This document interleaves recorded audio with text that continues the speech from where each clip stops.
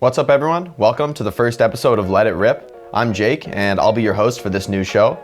This week, we're going to be talking about our start to the season. We were able to come out to a 2-0 scoreline, beating the Dallas Fuel and the previous world champs, the San Francisco Shock. So we're all feeling really excited. We'll get a chance to talk to Junk and Harsha on the coaching side, get their perspective on how the week went. We'll also get to talk with Danteh and Crimzo on the player side, see how they felt about these matches.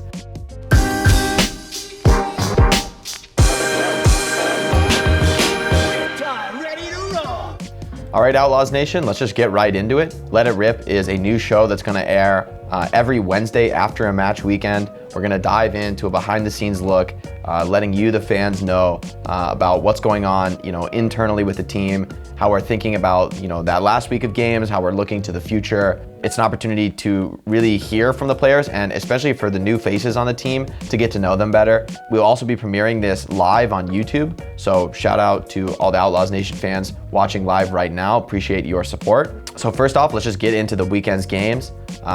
This last week, we played the Dallas Fuel and the San Francisco Shock. Against Fuel, they were a pretty unpredictable team. They don't really play the same strategies that other teams do, and that made them very difficult to prepare for. We weren't exactly sure what they would play. I think we definitely had some match nerves against the Fuel, some players making uncharacteristic mistakes. Ultimately, we managed to pull it through in the end in map 5, which to me, that's the most important thing, that we're able to win in the clutch factor scenario when it seems like things might be slipping away, that you can just still stay focused and still play well. Got to give a shout out in particular for that map 5 to Dante's performance. I think he really was a superstar that pulled it home. I thought the Fuel, would be the highlight of the weekend. I thought we wouldn't be able to top a match like that, but somehow we did. So against the Shock, absolutely insane series. It looked like we were gonna come out to a quick lead. We won the first map, drew the second, won the third map, so we're up 2-0. Looking ready to close out the series very, very easily, but it wasn't so simple. Shock brought us all the way back to the brink, forcing a map 6. They won the next two from a down 2-0 position, so we had to close it out in the final map.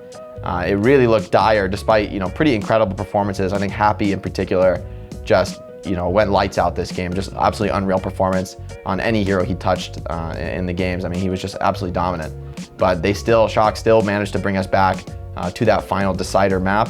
And on our offense, we got full held on Havana, so it was looking really dire, honestly. It was looking like Shock was about to complete the reverse sweep from the outside perspective. But the players on the team, to their credit, in the match, they really pulled through. They had the confidence that our strategy on defense could work, that we could pull it back. And in the end, it was actually our rookie, Jonggu in particular, who brought it home. The final play of the series was this insane flank shatter where based on the Maywalls came up and the enemies, we both lost LOS of each other. Neither team could see each other for a moment, and Jonggu took advantage of that in the final clutch moment to make the final play of the series. It was a huge 3-man flank shatter on the whole Shock backline, and that just closed the series out for them. There was no way they could win from there. Got to give love to Jonggu for that one, for taking it home for us. And for me as well, I got to play my first match of the season. Got to play on Dorado. Ended up being maybe pretty quick. I guess that's not a bad thing. We really stomped Dorado. I think we just had a better composition on Dorado overall. Our understanding of how to play the matchup was really good. Shock put in Violet on McCree, which is something that worked really well in their last match on Gibraltar. But this time I think we really punished it, playing Happy on the Ash. I think he was just able to have the better of that hit scan duel throughout the map. Shock just weren't ready for our strategy. They just weren't prepared for how to counter it. So we ended up kind of rolling over them on Dorado. But for me personally, it felt great to just get back in the action, to be able to still play at a high enough level to be part of the squad and to be on support, which is a new role for me, but one that I think suits my natural strength in communication and leadership on the team, and helping players to stay focused on what matters in the moment. Up next, I'm going to be sitting down with Junkbuck and Harsha for our next segment, Eyes on the Prize, presented by Zenny Gaming. What's up, everyone? Welcome to Eyes on the Prize. Each episode, we'll be giving you the inside scoop on the team, on our performance for the most recent competitive weekend. Shout out to Zenny Gaming for making this possible and providing me and the team with quality eyewear so we can play at our peak. First off, I have Junkbuck with me. Coming off this momentous weekend, I'm sure you have a lot to talk about. Yeah. I don't know where to start. It's been a while for, I guess, the Houston Outlaws. Maybe not for you, but it's been a while since we've secured a win off Dallas in the regular season. What was the team working on specifically to prepare against Dallas? When I think about preparations for the game, I don't think about any specific teams in general yet. So overall, it'll be more about how we can become better as a team itself, and then how we can play the best game possible for among ourselves. And then we take a look at the teams. And then for Dallas, because we heard that they didn't have their hit scan player, we expected them to play a lot of different unorthodox comps, play styles, and things like that. So some things did cut us off, and some things we did get it right on what they think we'll do. But then, and even if we knew they were gonna do certain stuff, we were not able to. Our solutions were not the best. So we did have some difficulties. But teams like Dallas are tricky, and I think in the end, our players played really well, adapted better than what we had prepared for, and so that's how we were able to win. Earlier today, I got the chance to talk with Danteh and Crimzo about their perspective on this weekend's games. My first question, though, is for you, Crimzo. So specifically about the Fuel match, how does it feel to get the win against the former team? I know that's always, has a special taste for any player, right? The team lets you go, you're like, hey, well, maybe you made a mistake. How does that feel?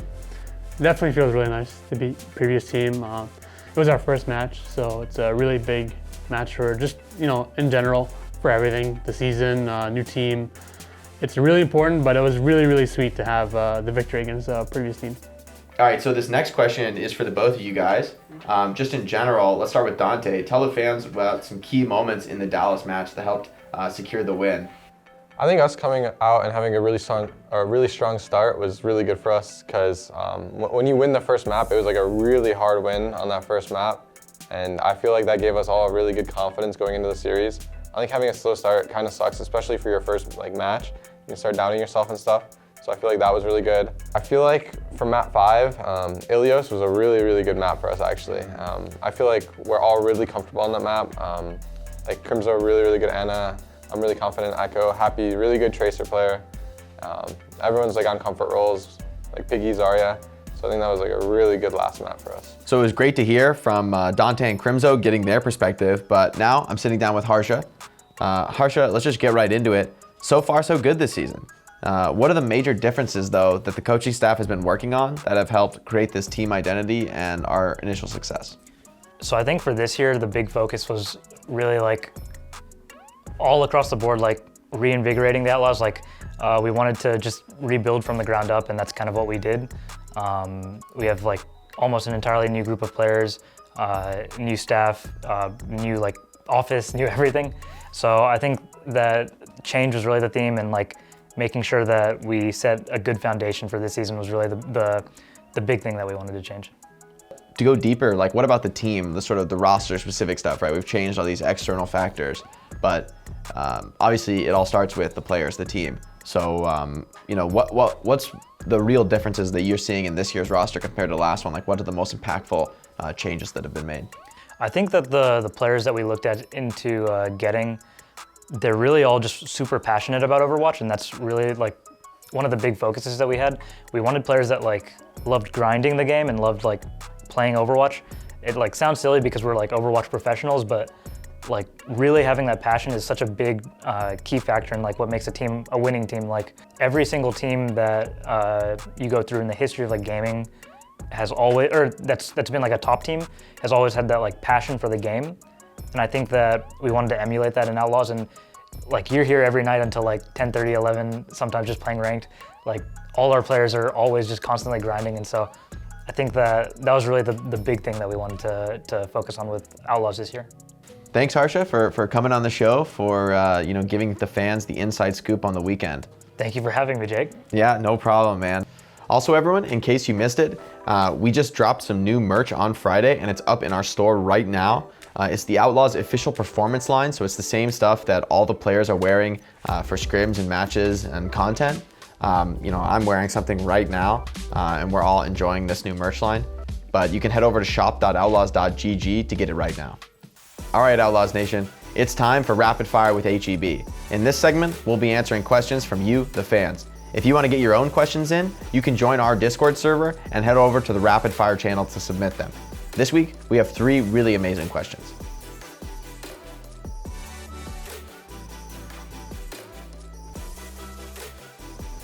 My idea, if we could have something HEB Outlaws branded, it would be either mint ice cream, because the green and the black, I think it's like really fitting, and you could have like a sick case for it or container. I think also an Oreo cookie, like with a mint in the inside, have like the black outside and then the green inside. I think that would look really cool and probably taste good.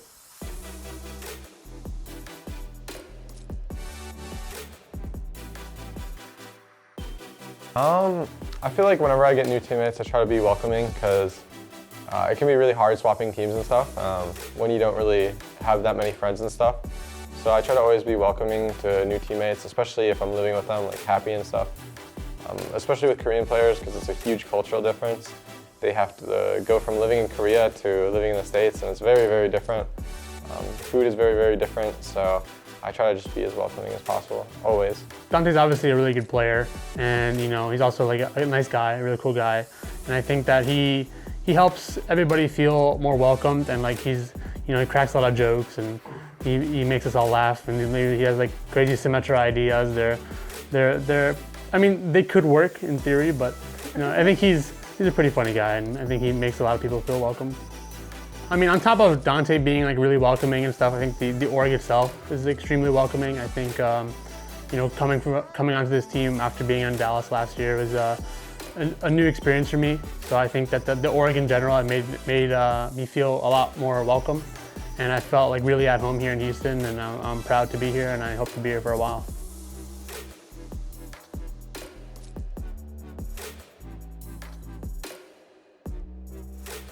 So core system, I'm pretty sure it was gonna be different from every team. I think a lot of it is just, in the end, the title is just a title, whether it's assistant coach or head coach or whatever the title is. I think we all share opinions about everything. We don't divide anything specifically. You do this, I do this. It's just more of a group effort on how we decide on things. We talk with everyone and share opinions and how it should be done. All right, Outlaws Nation, thanks for joining us on this first episode of Let It Rip. Make sure to like, subscribe, and especially let us know down in the comments any suggestions for our next episode, anything you want us to talk about, we're listening. We'll be back next week, same time on Wednesday, to talk about our matches that are currently upcoming against London and Paris. Make sure to also join our team Discord so you can ask us questions in the HEB Rapid Fire channel. Until next time, Annie out.